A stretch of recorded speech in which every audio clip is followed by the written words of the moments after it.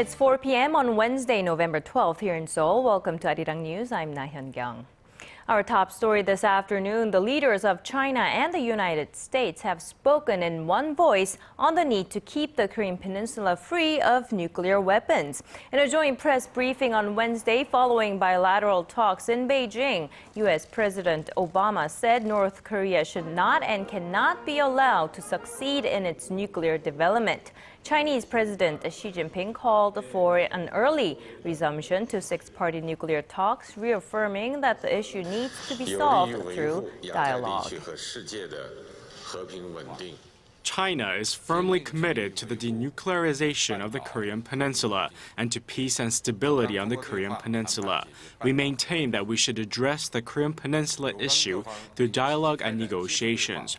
Relevant parties should have active contacts and dialogue so as to create conditions for the relaunch of the six-party talks. Now, the two leaders also agreed to cap greenhouse gas emissions. China, now the world's biggest polluter, says it will aim for a peak in its carbon emissions by the year 2030, marking the first time China has presented a specific commitment on the issue. The U.S. pledged to cut total emissions by 28% by the year 2025. Now combined, it's estimated that both countries emit about 45% of the world's carbon emissions. After wrapping up her stay in Beijing, President Park Geun-hye will arrive in Myanmar this Wednesday. President Park had a one-on-one with U.S. President Barack Obama before leaving China as well, and the two talked about the need to work more closely on disarming North Korea of its nuclear weapons as well. Choi Yoo-sun has this report. Presidents Park and Obama, meeting on the sidelines of the APEC summit in Beijing, highlighted the international community's concerted efforts in addressing the North Korean nuclear issue. The South Korean president, who met Chinese President Xi Jinping a day before, also shared Beijing's stance on its ally Pyongyang's nuclear ambitions. President Park told President Obama that China is more determined than ever before about not accepting North Korea's nuclear development. This comes after the Chinese ambassador to the U.S. recently expressed annoyance about Washington pressuring Beijing to better persuade Pyongyang to lay down its nuclear arms. Seoul and Washington recognize Tokyo as a vital partner in bringing Pyongyang back to denuclearization talks. The two leaders exchanged views about the importance of cooperation between Korea, the U.S., and Japan. They also agreed to cooperate regarding President Park's peace initiative in Northeast Asia.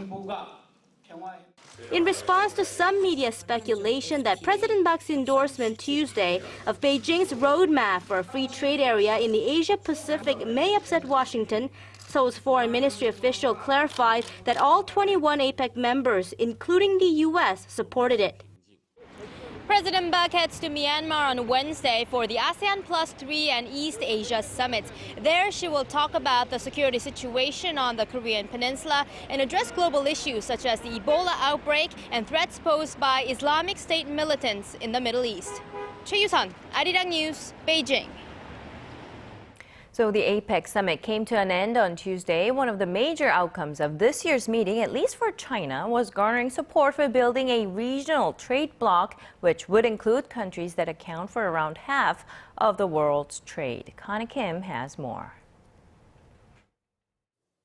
At the close of the Asia-Pacific Economic Cooperation Summit in Beijing, leaders largely agreed on crafting a roadmap for China's vision to create a regional trade bloc. The Free Trade Area of the Asia-Pacific, or FTAAP, if seen through, would connect the 21 APEC member countries, which account for more than 50% of global gross domestic product and nearly half of world trade. Although currently nothing more than a topic of study, Chinese President Xi Jinping says the FTAAP would create the economic integration needed to ensure Asia's long-term growth. We've reached a consensus that the strengthening of infrastructure and connectivity construction will open up new resources, promote economic development in the Asia-Pacific region, and improve competitiveness. The FTAAP is seen as an attempt by Beijing to rival the U.S.-led Trans-Pacific Partnership, a similar trade bloc that excludes China and Russia. Forbes says China stands to lose $1 billion per year in exports if the TPP goes into effect. While the world's two largest economies are promoting competing trade blocs, Washington and Beijing did see eye to eye on bilateral economic cooperation in talks at the APEC summit. They agreed to cut tariffs on about 200 technology products, which will cut prices of semiconductors and GPS devices, more evidence that while China and the United States are rivals on the global stage, they're also partners who are very much intertwined economically. Connie Kim, Arirang News. Now, with the latest free trade agreement with China, Korea now has secured free trade pacts with 51 countries in total. As a result, prices of imported products have come down, but some items have not seen much or any reduction despite tariff removals. Song Ji-sun has the details. Korea's FTA history dates back more than a decade when the country signed its first deal with Chile in 2002. Since then, the export-driven Asian economy has aggressively pushed for free trade pacts to become the first among the world's top 10 trading nations to have such deals with the US, the European Union, and China. The latest edition gives Korean consumers tariff-free access to products from areas that represent 73% of the world's GDP. Only Chile and Peru have wider free trade territories. Korean consumers can enjoy imported products at lower costs, with fruits like cherries becoming much more affordable. Disappointing news for fashionistas, however, as the price of luxury goods hasn't come down by much, even after free trade agreements came into effect. Luxury goods producers hiked prices, and the Korean government levied additional individual consumption taxes on top-end handbags. The price of U.S. beef has also gone up as global demand for American beef soared in recent years. When the KoreaChina FTA goes into effect, Korean consumers will pay less for Chinese electronics products with a tariff reduction of 8%. A 30% tariff for Chinese mangoes and beer will also be removed gradually over the next 20 years. But it may take quite a while for consumers to feel the effects in their everyday lives, as Seoul and Beijing have yet to fine-tune the minor details, and parliamentary ratification in Korea could take months or even years. Song Ji-sun, Arirang News. Following disappointing third-quarter earnings figures, Korea's #1 tech giant is upping its efforts to tap into the world's #1 consumer market. Samsung is releasing smartphone models specifically targeting potential Chinese customers, fighting off threats from Chinese handset maker Xiaomi. Kim Ji-yeon has this report. Knowing that maintaining global leadership in the smartphone market will be difficult without winning the Chinese market, Samsung Electronics is gearing up for a renewed push in the world's most populous country. From marketing to product development, the Korean tech giant is tailoring products specifically designed with the Chinese market and its 1.4 billion people in mind. Take, for example, the USCHINA W2015, a new premium smartphone that will be released in the Chinese cities of Shanghai, Chengdu, and Suzhou by the end of this year. Samsung is also reportedly releasing new models of its Galaxy A series in China later this month, with eyes on the low and middle-end smartphone market. This will be the first time Samsung Electronics is releasing a new smartphone lineup in China, all part of plans to make inroads there. When it released the Galaxy Note 4 in September, it was rolled out in the traditional cities of Berlin and New York, but for the first time, Beijing was added to the list. According to the US-based strategy analytics, Samsung Electronics led the Chinese smartphone market during the July to September period, but was trailed closely by Apple and Xiaomi. Kim Ji-yeon, Arirang News.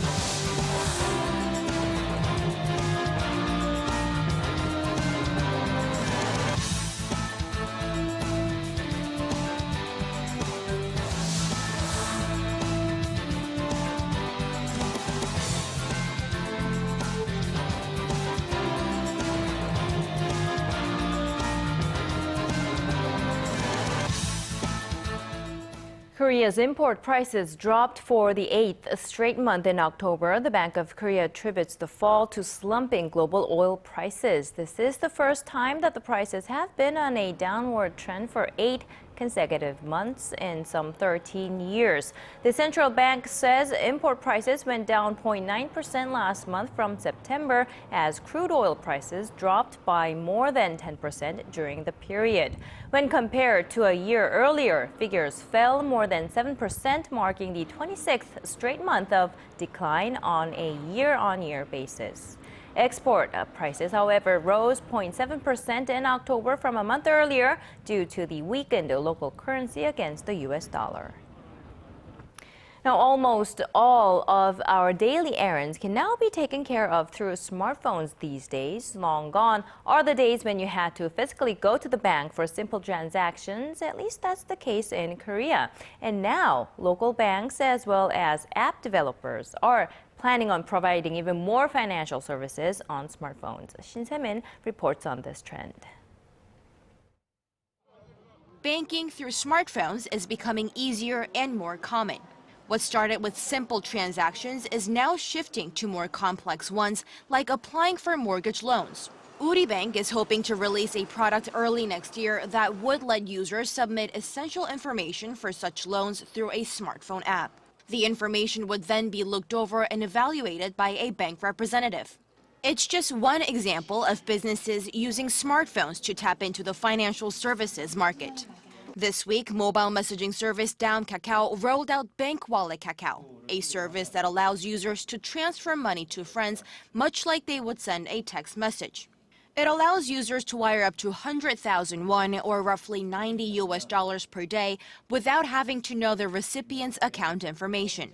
Subscribers can even deposit and withdraw cash from some 75,000 automated teller machines just through a few taps of the smartphone.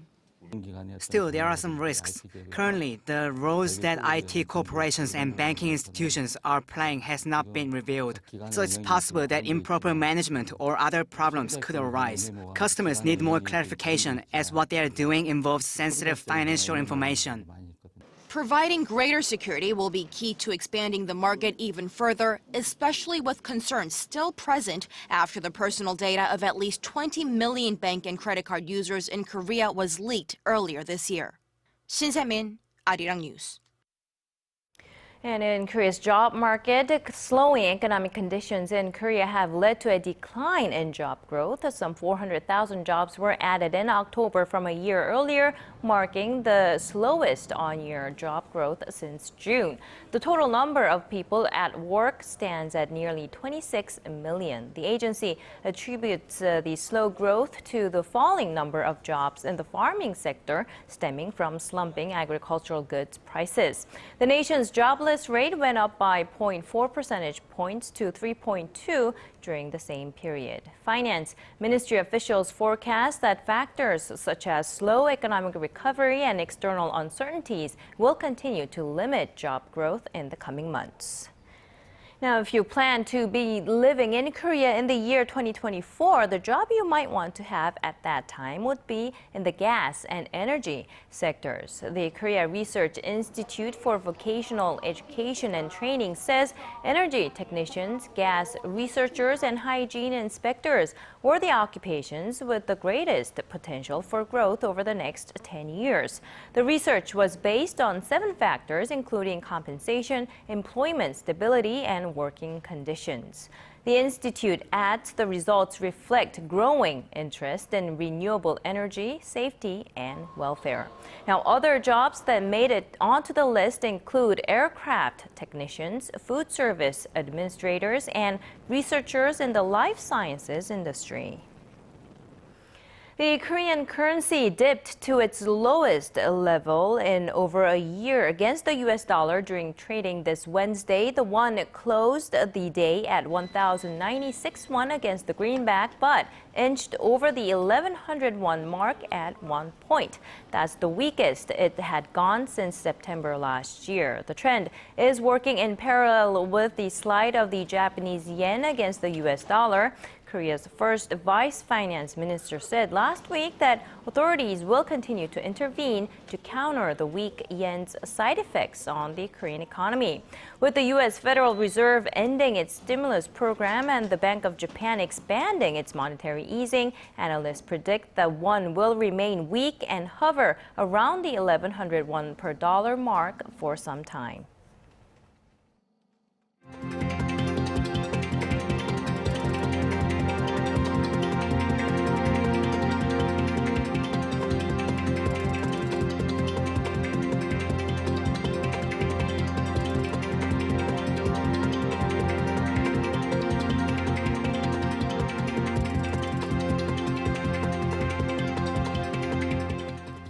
Following the government's announcement yesterday that it was ending underwater search operations for the still missing victims of the Sewol ferry sinking, the bereaved families have asked that the government start pulling the vessel out of the sea.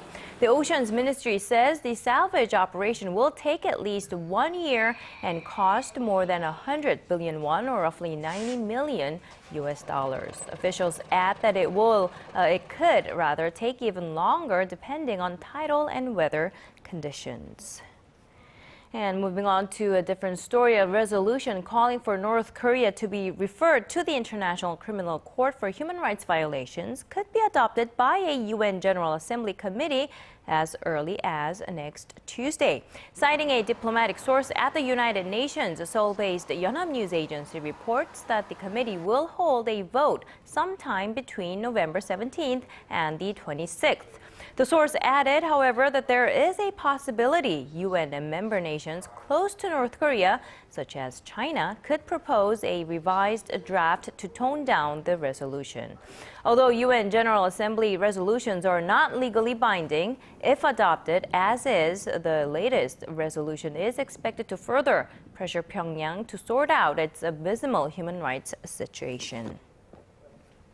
Now, the first ever theatrical film on the highly sensitive issue of Japan's wartime sexual enslavement of Asian women has opened at selected cinemas across Korea.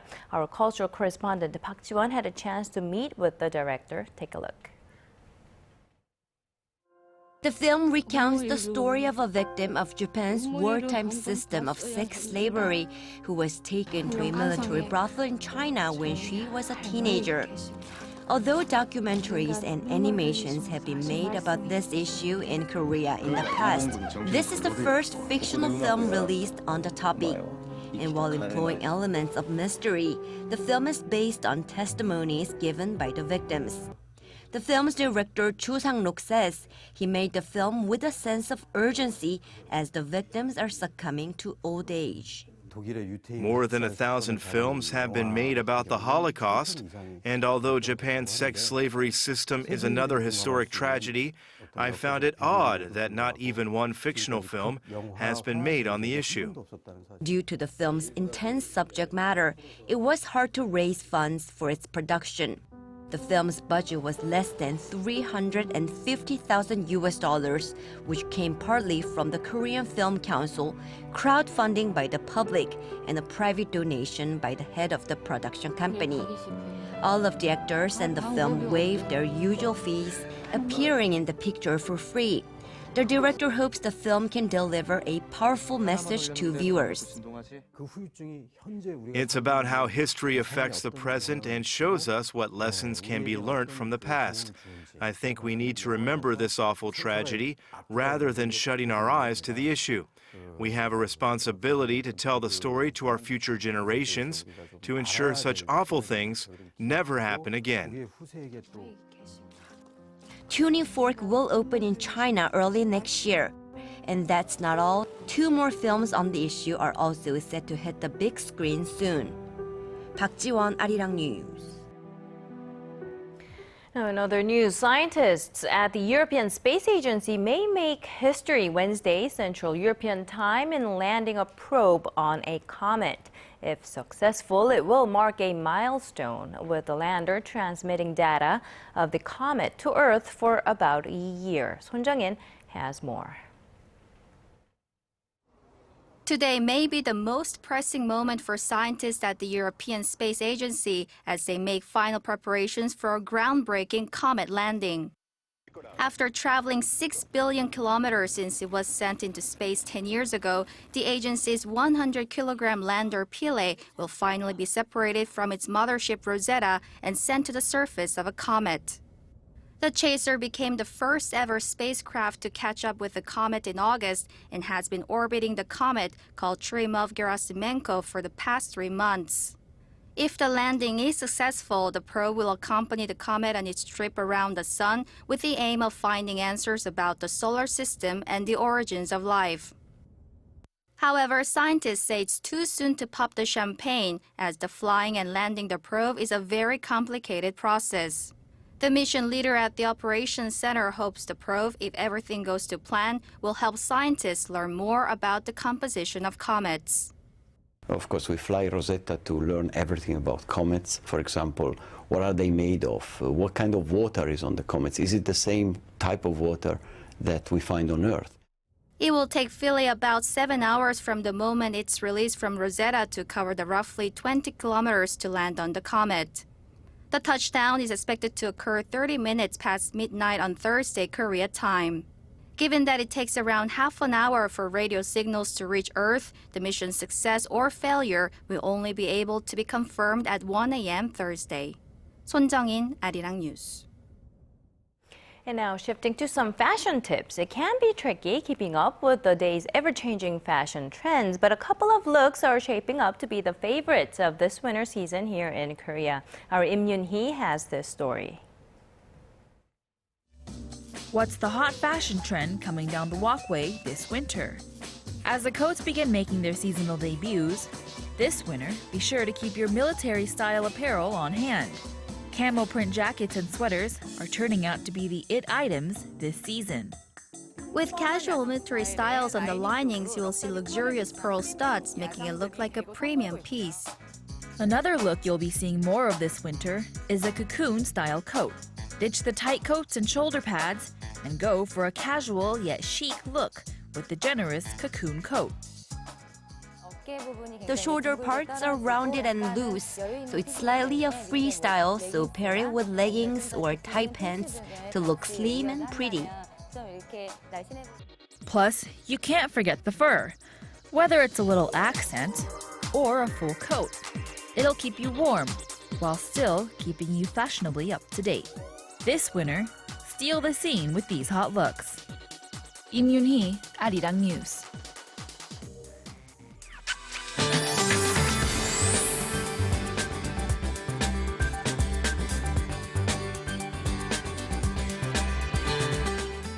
Hope your day is coming along well. Happy Wednesday. I'm Kim Bo-kyung with your latest weather forecast.